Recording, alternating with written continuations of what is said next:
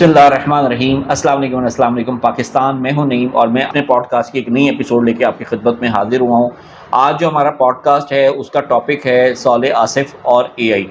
Cursor AI, क्योंकि उनकी एक ऐप है जो उन्होंने साले आसिफ ने और उनकी टीम ने बनाई है और जिसको स्पेस एक्स ने $6 बिलियन में परचेज़ किया है और $10 बिलियन की उनको ऑफ़र दी है कि उनकी टीम अगर उसकी सर्विसेज उनको देती है तो इसी हवाले से मैंने अपने इस पॉडकास्ट के अंदर मेहदी रिजवी भाई को मदऊ किया है, जो माशाल्लाह आईटी एक्सपर्ट हैं और वो कर्सर एआई के यूज़र भी हैं। असल में इशू यही आ रहा है कि सोशल मीडिया के ऊपर अगर मैंने भी इंफॉर्मेशन लेनी है कि आखिर कर्सर एआई इतने महंगे दामों क्यों सेल हुआ, इसकी रीज़न किसी ने नहीं हमें बताई। मेहदी भाई कैसे हैं आप? ठीक ठाक? अल्हम्दुलिल्लाह। सर, सबसे पहले तो मैं अपनी तरफ से और अपने तमाम व्यूवर्स की तरफ से आपको खुशामदीद कहता हूँ अपने इस पॉडकास्ट में और आपका बहुत शुक्रिया अदा करता हूँ कि आपने हमारे लिए टाइम निकाला। तो प्लीज़ आप हमें एक तो अपना इंट्रोडक्शन भी दीजिएगा और कर्सर एआई के हवाले से हमारी रहनुमाई फरमाइएगा। बहुत शुक्रिया नईम भाई। और गुज़िश्ता 9 बरस से मैं पाकिस्तान गेमिंग इंडस्ट्री का हिस्सा हूँ और इसमें as a head of growth की ही जिम्मेदारियाँ मैं निभा रहा हूँ। बताइएगा कि साले आसिफ साहब कौन है, कर्सर एआई जो है वो क्या है और किन लोगों को इसका एडवांटेज है? साले आसिफ हमारा प्राउड है, हमें खुशी है इस बात की कि पाकिस्तानी भी ऐसे हैं जो कि अल्हम्दुलिल्लाह आईटी के अंदर पूरी दुनिया में उन्होंने अपना नाम कमाया और ये हमारे लिए बहुत बड़े एजाज़ की बात है कि हम मतलब उसी मुल्क से ताल्लुक़ रखते हैं। साले आसिफ हैं वो आप जानते हैं कि उन्होंने ए लेवल की तालीम हासिल की, कराची से की, उसके बाद एमआईटी के स्टूडेंट हैं और वो जो ग्रुप उनको वहाँ से मिला, वहाँ से उन्होंने एआई का अपना सफ़र शुरू किया और डेवलपर्स के लिए जो एक बहुत बड़ा बर्डन था वो उन्होंने ख़त्म किया। कर्सर एआई स्पेसिफिकली डेवलपर्स के लिए कि आप अपनी पूरी की पूरी website with design cursor AI के ऊपर विद इन 10 मिनट बना सकते हो।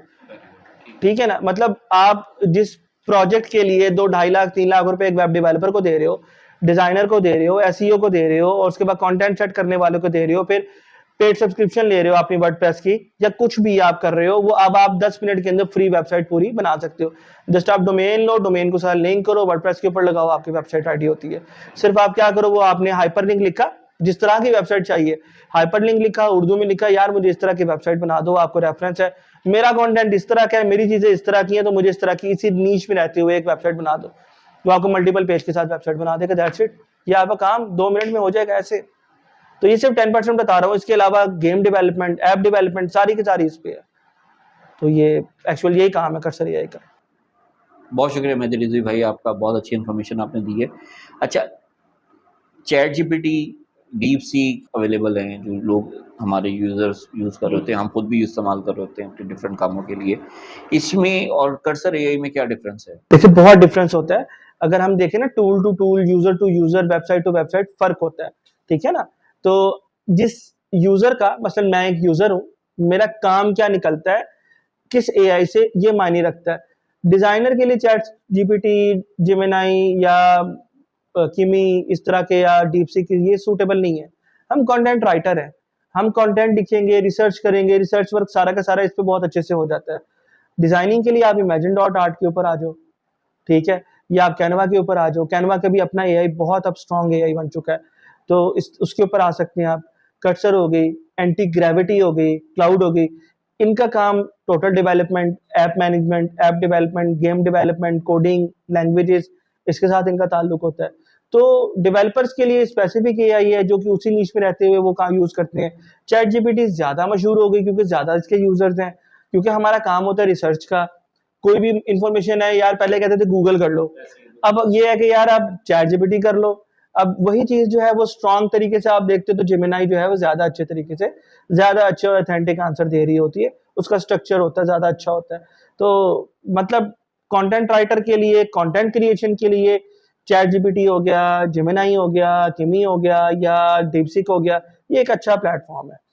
आर्टिस्ट के लिए उनकी अपनी एआई टूल्स अवेलेबल, नैनो बनाना हो गया, या आपकी एपीआईज होती हैं जो उसके साथ लिंक होती है, फ्लो हो गई, या वीडियो क्रिएटर के लिए इनके लिए यूज होती है, या इमेजिन डॉट आर्ट होगी, वो इनके अपना एक इंडिपेंडेंट प्लेटफॉर्म है जो ज्यादा अच्छा उससे काम निकाल सकते हैं। और डेवलपर्स के लिए क्लाउड हो गया, कर्सर हो गया, या आपका ये एंटी ग्रेविटी हो गया, ये ज्यादा अच्छा प्लेटफॉर्म है, वो उसके ऊपर ज्यादा चीजें करते होते हैं। So resource to resource AI vary करती है। बहुत शुक्रिया मेहदी रिजवी भाई, आपने बहुत अच्छे तरीके से जो है वो हमें एक्सप्लेन किया कि इस कम्युनिटी को जो है वो कर्सर एआई से फ़ायदा होगा। तो मेरा जो अगला सवाल है वो ये है कि एआई जो है वो उसका क्या एडवांटेज और क्या डिसएडवांटेज है, इस पे ज़रा थोड़ा सा आप बताइएगा। डिसएडवांटेज तो मैं नहीं समझता कुछ है इसका, सिवाय इसके कि आप डिपेंडेंट ना हो जाए बिल्कुल। तो ये मेरा नहीं ख्याल ये थोड़ा सा सूटेबल है इसके लिए। सिर्फ आप बिलीव बिल्कुल इसके ऊपर डिपेंडेंट ना हो जाए, इस पे इंहिसार ना करें कि यार सारा काम ही यही करके देगी। आपने आपका मैनेजर आपको काम देकर गया, आपने सिर्फ प्रॉम्प्ट लिखा, सारा आ गया, आपने कॉपी पेस्ट करके आगे किया, मैनेजर ने आगे पब्लिश किया, उसको सस्पेंशन आ गई, 12 करोड़ का उसका बिजनेस हो गया। तो आप थोड़ा सा ये भी देखें कि वो जो लिख के दे रहा है वो लिख के क्या दे रहा है, वो भी देख लें थोड़ा सा, तो करें ठीक है ना। वो जिस तरह कंटेंट बना के दे रहा है वो आप ये भी देख लें कि जिस प्लेटफॉर्म पे हम उसको पब्लिश कर रहे हैं क्या उसके मुताबिक है भी या नहीं, ठीक है। तो इन चीजों के लिए आपको थोड़ा सा, आपका टाइम तो जरूर सेव हो रहा है, नो डाउट, लेकिन ये भी देखना है कि वो time save in sense of right way है कि रॉन्ग वे है। ये ना हो कि आपकी गलती की वजह से एक इन्वेस्टर का सारा प्लान आपका डिस्टर्ब हो जाता है। पूरी इंफॉर्मेशन के ऊपर आप बिलीव नहीं कर सकते। फॉर एग्जांपल कोई हिस्टोरिकल इंफॉर्मेशन होती है वो समटाइम सही होती है, लेकिन कुछ ऐसी होती है जिनके साथ आपका रिलीजियस पॉइंट ऑफ व्यू जुड़ा हुआ होता है, कुछ की आपके साथ सोल आपकी जुड़ी हुई होती है, कुछ चीजों के साथ आपके अकीदे जुड़े हुए होते हैं। तो जब आप उस तरह की इंफॉर्मेशन देख रहे होते हैं तो फिर उसकी जरा तहकीक कर लिया करें। तो आपको राइट वे में जाना पड़ता है, क्योंकि एआई के प्लेटफॉर्म पे वही डेटा अवेलेबल है जो इंटरनेट पे है, ठीक है ना। जो चीज वहां पे इंटरनेट पे नहीं है या जो चीज वेब पे नहीं है वो वहां पे वो आपको ढूंढ के नहीं बताएगा, क्योंकि वो एक्चुअली एआई का जो बैकएंड है, आसान लफ्जों में वो सर्च करता है, समराइज करता है, कंपोज करता है, प्रेजेंट करता है, यही काम कर रहा है ना वो। तो यही है, और एडवांटेजेस तो बहुत सारे हैं। तो जहां पे मैंने पहले भी अर्ज की थी कि जो डिजाइनर एक हफ्ते में डिजाइन बनाया करता था और एक हफ्ते के $500 बना लेता था एक प्रोजेक्ट से, अब वो एक ही दिन में वो प्रोजेक्ट कंप्लीट कर लेता है, तो वो $300 बना सकता है पर डे। तो जो $500 बनाना था वो महीने के $2000 थे मैनुअली। अब आप एआई यूज कर रहे हो तो वही $300 आप पर डे बना रहे हो। बेशक आपने प्राइस कम कर दी, बिल्कुल ऐसे ही आपने प्राइस कम कर दी, प्राइस कम करने के बाद बेनिफिट्स क्या हुए कि महीने के वो $9000 बन गए, 2000 की आपने सब्सक्रिप्शन जो ली हुई थी वो आपने पे कर दी, बाकी $7000 आपके अपनी जेब में डाले। ये बहुत मतलब इसके बेनिफिट्स हैं। हर फील्ड में आसानी हो रही है, हर फील्ड में आसानी हो रही है। मतलब आप ये देखें, कोडिंग में आसानी हो गई, जो 2 महीनों में प्रोजेक्ट हो रहा था वो अब 1 महीने में हो जाता है, 1 हफ्ते में हो जाता है। जो डिजाइन 3 हफ्तों में इनहेंस होता था वो अब 2-3 घंटों में हो जाता है।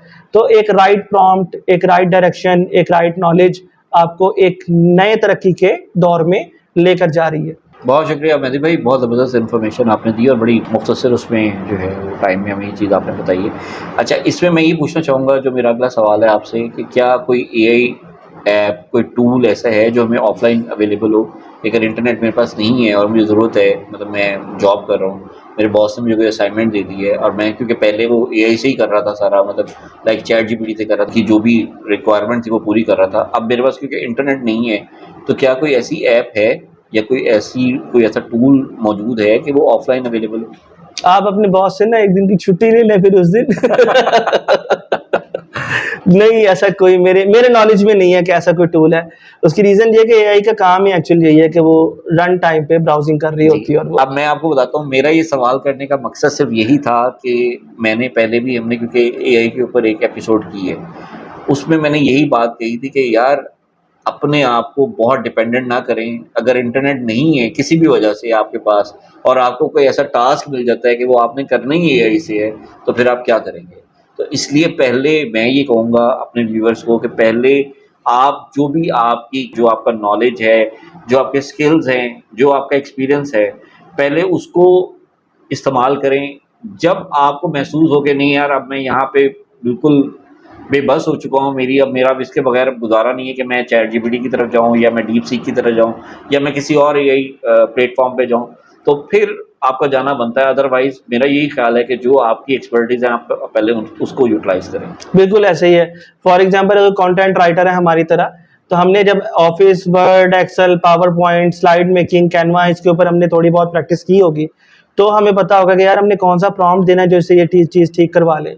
हमने पहले से एक्सेल के फॉर्मूलाज के ऊपर कुछ थोड़ी बहुत ग्रिप होगी, तभी हमें पता होगा कि यार हमने इससे कौन सा काम लेना है, हमने कौन सी वैल्यूज कहाँ पे इंटीग्रेट करवानी है, कौन सा सेल कैसे यूज करना है। तो एआई आपके काम को आसान कर रही है, नो डाउट, लेकिन उसको यूज कैसे करना है थोड़ा सा इसके ऊपर भी फोकस करें। वो आपके बॉस वाली बात, उससे मैं एग्री करता हूँ।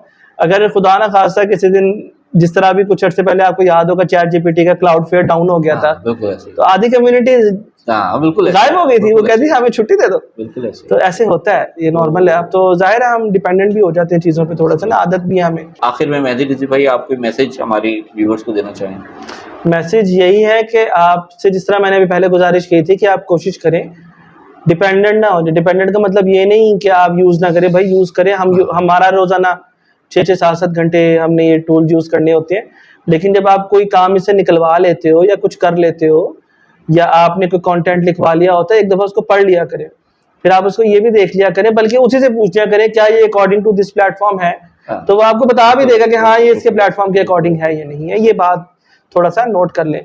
बाकी मेरी दुआएं हैं आप लोगों के साथ, और बहुत शुक्रिया आपका सर, आपने आज मुझे बुलाया और ये टाइम दिया। नहीं, कोई मसला नहीं है। आपका बहुत शुक्रिया। मैं अपनी तरफ से और अपने तमाम व्यूअर्स की तरफ से आपका बहुत शुक्रिया अदा करता हूँ। इस टाइम में एक हाइप क्रिएट हुई हुई है, लोग कह रहे हैं यार ये पता नहीं कैसे $6 बिलियन उसको मिल गया। हाँ। तो ये आपने बहुत अच्छे तरीके से, वाज़ेह तरीके से उसको एक्सप्लेन कर दिए कि भाई अगले ने मेहनत की है, काम किया है। उसकी जर्नी आप देखें, उसने मैथमेटिक्स में 3 दफ़ा हिस्सा लिया ओलंपिक्स में, तो उसकी वो खुद भी बहुत ज़हीन बच्चा, मिडिल क्लास फैमिली से बिलोंग करता है। उसके बाद वो कराची जैसे शहर में, जहाँ के सिक्योरिटी के हालात आप बहुत अच्छे से जानते हैं, वहाँ पे रहते हुए वो तालीम हासिल करना, फिर ए लेवल करना, फिर इस तरह के इवेंट्स में शिरकत करना, कि मतलब 2018 में वो बच्चा ओलंपिक्स में था और यहाँ हम यूट्यूब पे बैठ के रोस्टिंग देखा करते थे।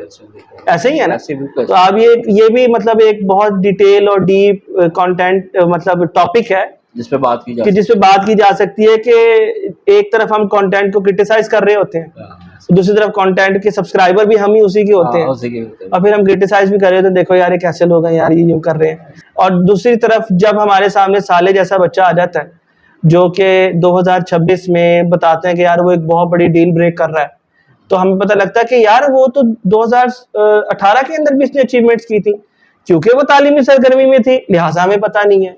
वही उसने रोस्टिंग की होती, ऐसे ही है ना? उसने अपने घर का कोई व्लॉग बनाया होता, हमें पता होता। लेकिन बहुत माजरत के साथ कि हमें भी अपनी डायरेक्शन को ठीक करना चाहिए। हमें साले जैसे इंसान से, साले जैसे लड़के से कुछ सबक भी लेना चाहिए, और हमें ये तो कंफर्म है कि इन रिसोर्सेज के साथ रहते हुए भी हम तरक्की कर सकते हैं, ये तो कंफर्म। तो टैलेंट की कमी नहीं है ना? टैलेंट की कमी वाकई नहीं है। मेहदी भाई, मैं वंस अगेन आपका बहुत बहुत ज़्यादा मशकूर हूँ कि आपने बहुत अच्छे तरीके से मुझे, मेरे व्यूअर्स को जो है वो ये तमाम इन्फॉर्मेशन जो है वो पास ऑन की है। मैं आपका तहे दिल से मशकूर हूँ।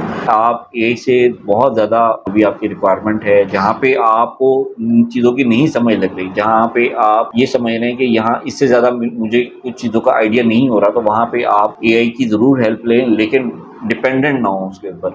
अपनी जो एक्सपर्टीज़ हैं हमेशा उसको अपने इस्तेमाल में लेके आएँ और उससे ज़्यादा से ज़्यादा फ़ायदा उठाएँ। आखिर में यही दुआ करूँगा कि परवरदिगार हम सबको अपनी हिफ्ज़-ओ-मान में रखे, हमारे मुल्क को अपनी हिफ्ज़-ओ-मान में रखे, और आप जहाँ रहें खुश रहें। पाकिस्तान ज़िंदाबाद।